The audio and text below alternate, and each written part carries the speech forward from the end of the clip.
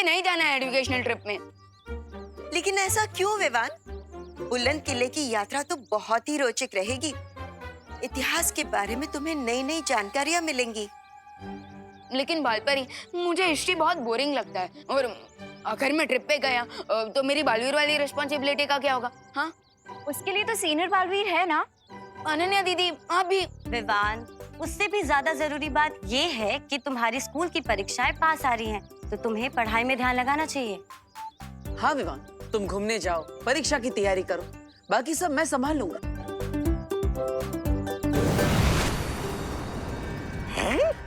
अरे महाराजा, पता नहीं आजकल आपको ये नए नए शौक का चस्का कहाँ से लग जाता है। मेरा मतलब ये है क्या? ये जादुई छवि यंत्र है, तौबा तौबा।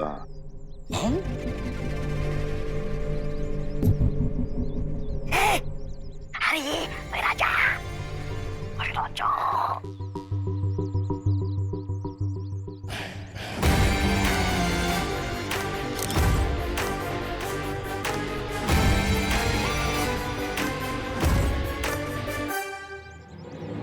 अरे वाह, ये तो बहुत अच्छी तस्वीर निकालता है ये यंत्र।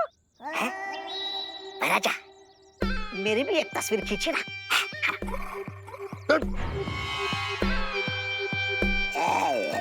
मजा लेने ही नहीं देते। विवान, मैं क्यों करूंगा परियों से तुम्हारी शिकायत? अरे विवान, मैं तो तुम्हें छुट्टी दे रहा हूँ, घूमने का मौका दे रहा हूँ, पढ़ाई करने का मौका दे रहा हूँ, तो तुम्हें तो ये सब पॉजिटिवली लेना चाहिए और मुझे तो धन्यवाद बोलना चाहिए। थैंक्स। और हिस्ट्री ट्रिप के लिए हाँ, नो थैंक्स। और देखो भैया, मुझे ना आपसे बात ही नहीं करनी, कट्टी। अरे विवान, विवान, विवान, विवान रुको।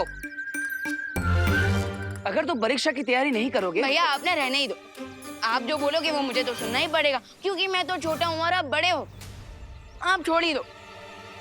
अरे विवान, माँ, ये भैमार के हाथ में ये कौन सा यंत्र है?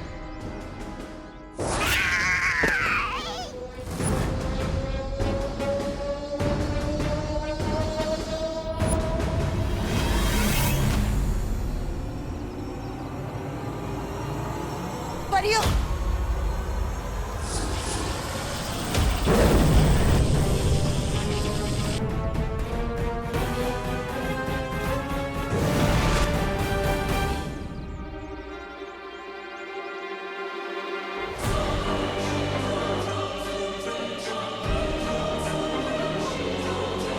आखिर ये कौन सा यंत्र है?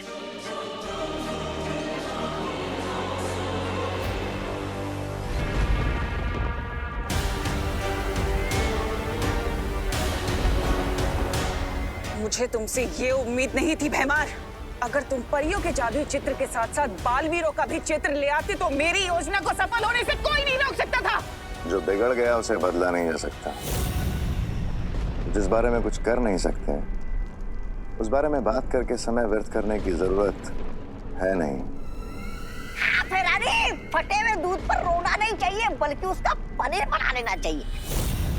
नहीं, ऐसा मैं नहीं बोल रहा हूँ, मैं तो ये बोल रहा था कि इस जादुई छवि से ऐसा क्या कमाल करने वाली है आप?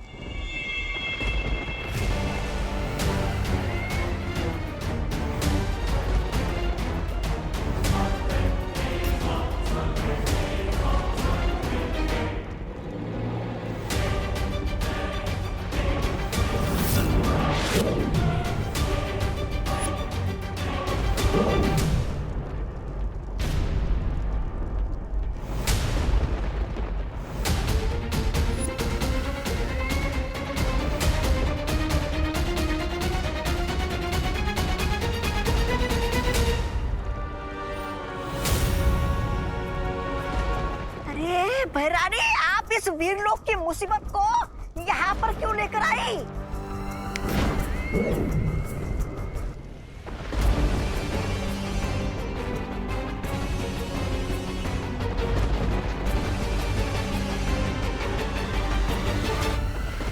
ये मुसीबत नहीं है, तौबा तौबा, बल्कि वीर लोक के अंत की शुरुआत है।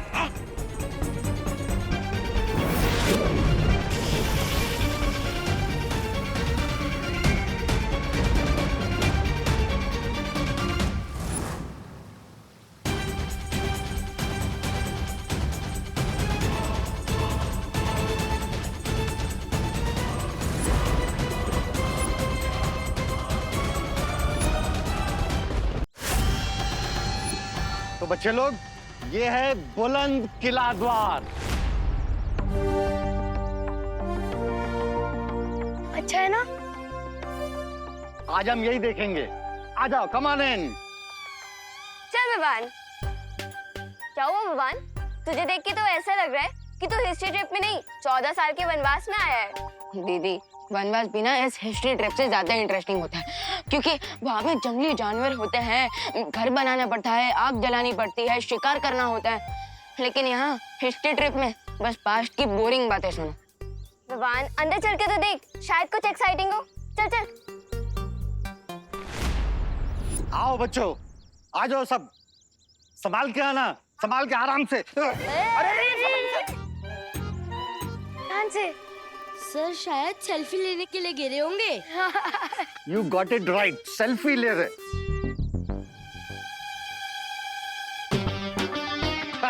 आइए आइए सर, आइए बच्चों, आ जाओ बच्चों, आगे, आ जाओ। अरे अरे सर, आ जाओ, आ जाओ। वैसे विवान, मैं एक बात बोलूं? क्या दीदी? तो इस ट्रिप पे बोर नहीं होगा। कैसे? क्योंकि पाथोर सर के साथ कब क्या दुर्घटना घट जाए किसी को नहीं पता। वो इतना एक्सीडेंट प्रोन है कि उन्हीं से तेरा एडवेंचर हो जाएगा। यू आर राइट दीदी। तो चल, अब बोर मत हो और ट्रिप एंजॉय कर। खुशी आई।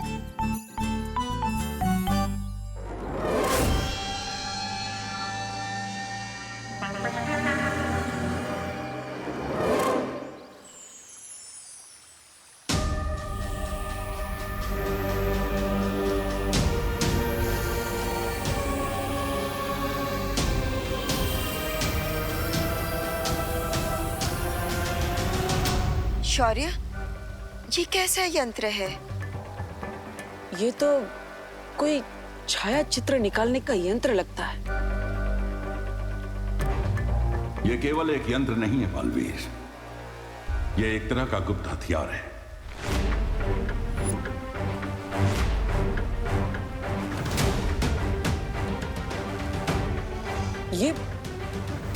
ये और एक गुप्त हथियार। लेकिन इस हथियार की मदद से ऐसा कौन सा आक्रमण किया है हम पर तिम्नासा ने, जिसका असर अभी तक दिख भी नहीं रहा?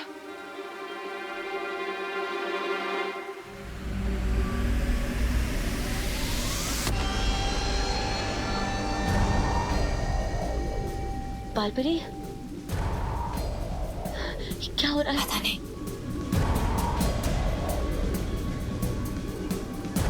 प्रियो, माँ,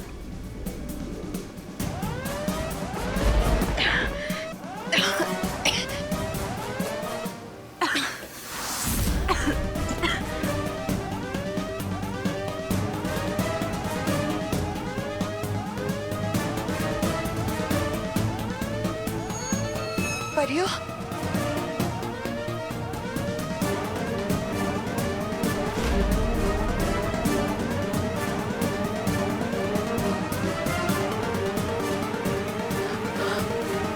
माँ, माँ, ये क्या हो रहा है आपको? ये क्या हो रहा है?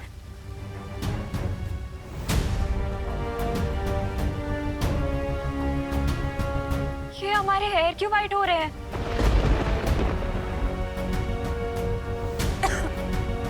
अरे ये आप सबके बाल सफेद क्यों हो रहे हैं? शौर्य, परियां तो कभी वृद्ध नहीं होती है। कहीं ये तिम्नासा का आक्रमण तो नहीं है? इसका अर्थ यह है कि तिम्नासा ने जादुई छवि यंत्र से परियों पर समय रेत का जादू किया है। अब जैसे जैसे परियों की छवि इस रेत के नीचे दबती जाएगी, वैसे ही वहां उन असली परियों की उम्र हर एक पहर में 1000 साल तक बढ़ती चली जाएगी।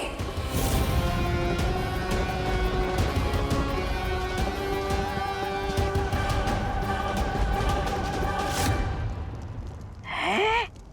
इसका मतलब परियां 2 पहर में 2000 साल बूढ़ी हो जाएगी और उनकी शक्तियां कमजोर होती जाएगी। हाँ, और जब रेत घड़ी का नीचे का हिस्सा पूरा भर जाएगा तब परियां उनकी सारी शक्तियां खत्म हो जाएंगी और वो आम इंसान की तरह हो जाएंगी, बूढ़ी।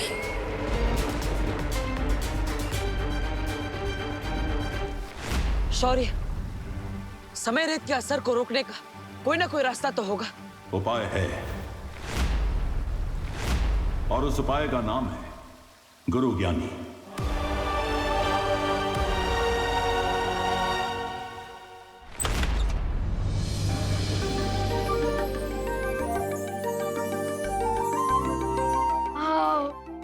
आ जाओ बच्चा।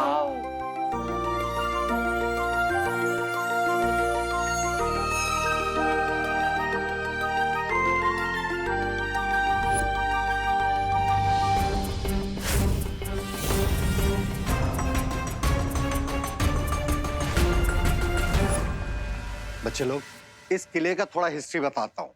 मेनी इयर्स बैक इस किले में एक गुरु ज्ञानी थे। और उन्हें हर टॉपिक का नॉलेज था, जैसे space, maths, philosophy, geography. Rinku, हमें पता है तुम्हारा नाम तो रिंकू ज्ञानी होना चाहिए, लेकिन इस ट्रिप पे टीचर मैं हूँ। ओके?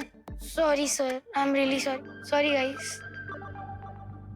तो बच्चों, गुरु ज्ञानी के पास एक ऐसा सीक्रेट नॉलेज था जिसे अगर कोई गलत आदमी सीख लेता तो पूरी ह्यूमैनिटी के लिए डेंजर हो सकता था।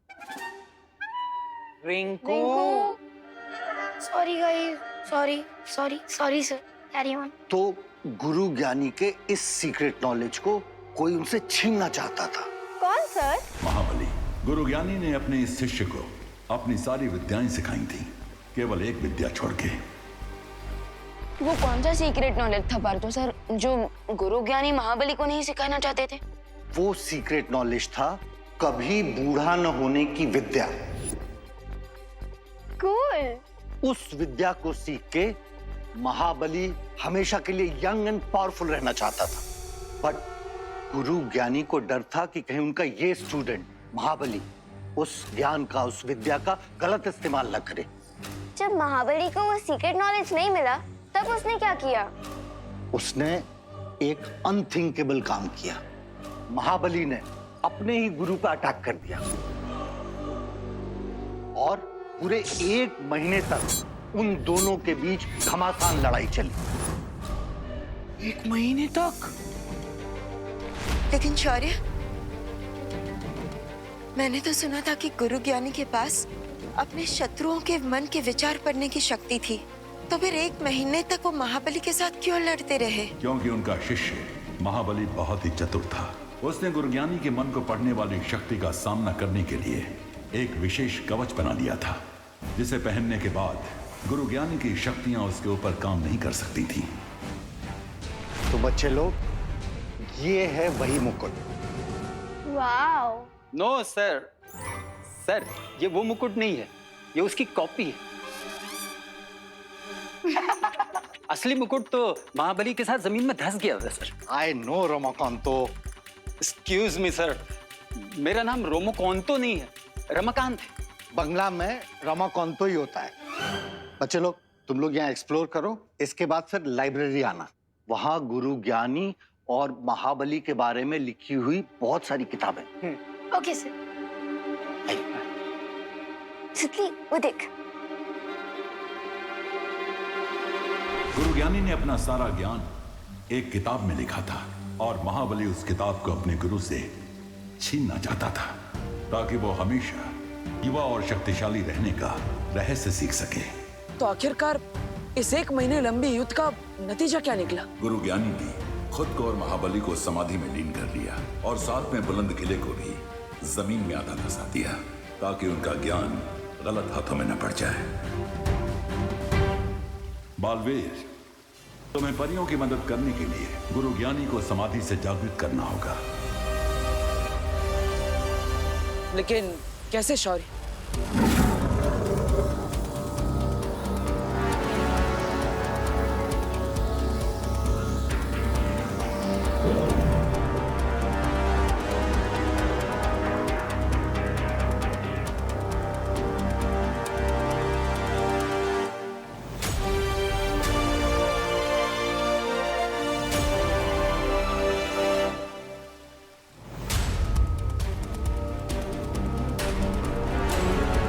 ये क्या है शौर्य?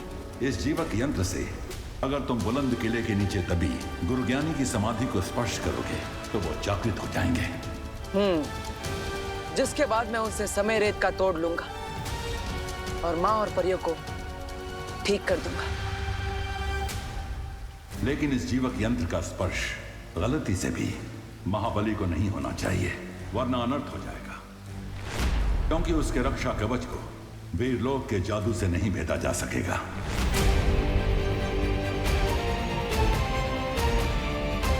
चिंता मत कीजिए शौर्य, मैं इस बात का ध्यान रखूंगा।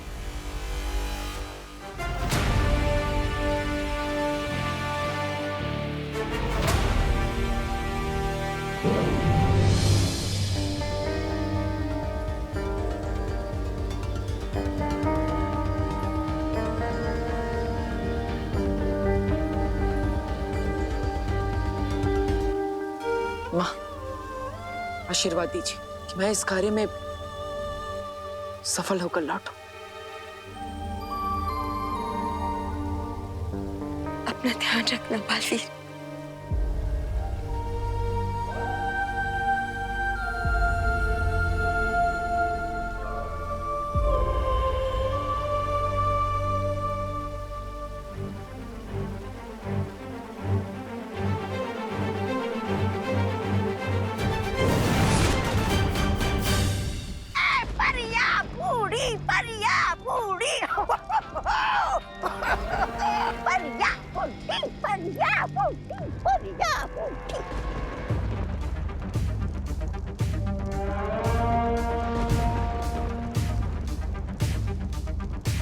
एक बार ये परियां बूढ़ी और कमजोर हो जाएं, तो उसके बाद वीर लोक की सारी शक्तियां कमजोर हो जाएंगी।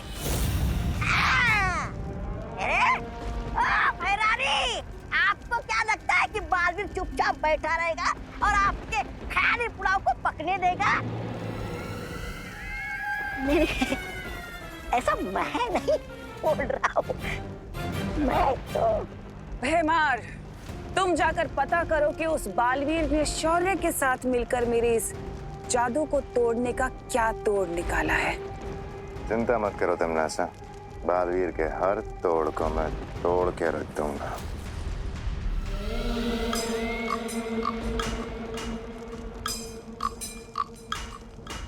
इसीलिए तो तुम मुझे बहुत पसंद हो भैमार, क्योंकि तुम किसी भी तरह के खतरे का सामना करने के लिए हमेशा तैयार रहते हो। हाँ, लेकिन मैं अपने छोटे पैरों से इतनी लंबी यात्रा करने के लिए बिल्कुल तैयार नहीं हूँ। मेरा मतलब ये है कि भैरानी अभी बालवीर कहाँ है, ये अगर हमें पता चल जाएगा तो हमारा समय बर्बाद नहीं होगा ना, है ना भैराजा?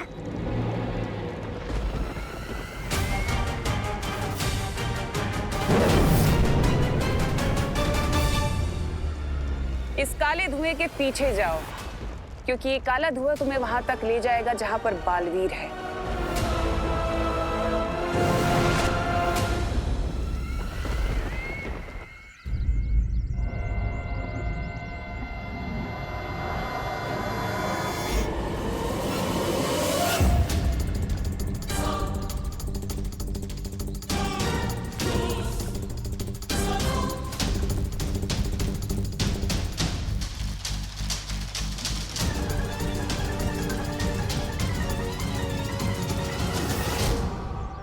जो धरती के नीचे दबे इस किले में गुरु ज्ञानी की समाधि को ढूंढना होगा।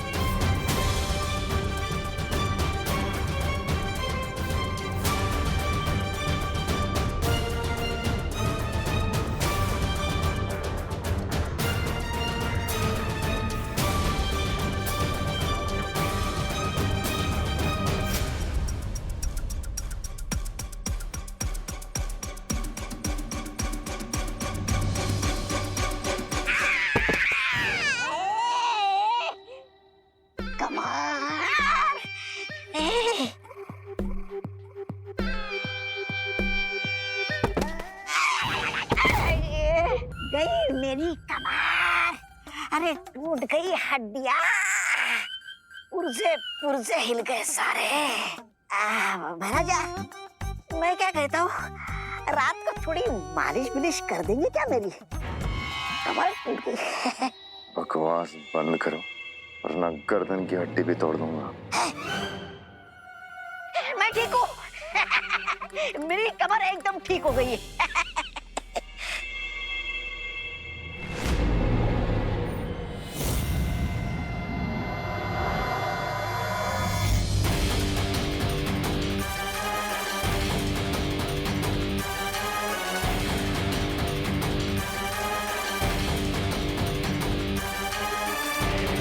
कैसा विचित्र यंत्र है।